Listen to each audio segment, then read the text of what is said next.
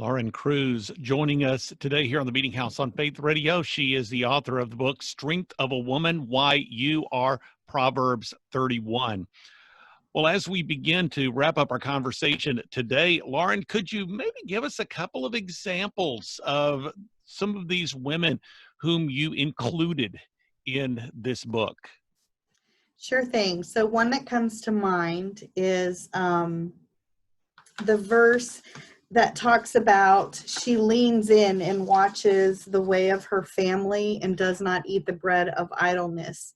And that is Proverbs 31, verse 27. So that verse starts with the letter Zadi, and Zadi has the image of a fish hook.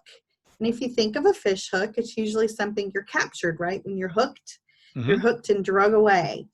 And so the words in Hebrew where she leans in really is used to describe how a watchman on the wall is on guard and leans in and inspects the troops and is inspecting what's approaching the wall. It's the same military language. And she's not idle. She's not eating the bread of idleness.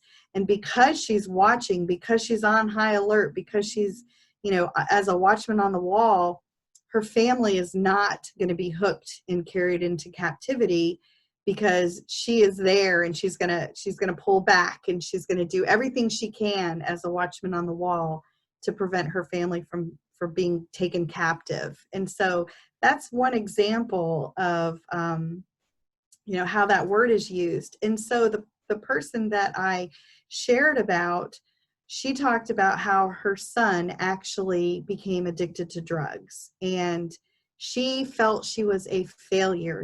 She was a stay-at-home mom that had dedicated to raising her family in a Christian home, and somehow her son was hooked and he was in captivity. And it really went through the process of how she was on the floor almost nightly praying for her son, and she did not sit idle. Her faith was not idle. She went to war and she fought back. And eventually, this is a happy ending. Her son has gone through, rehab. He is clean. He has rededicated his life to Christ. He is working in the ministry. She is working in the ministry. And they have a great testimony to help the next person who is going to be hooked by that fish hook and drug away. And so that's just one example. That's only one out of 22 examples.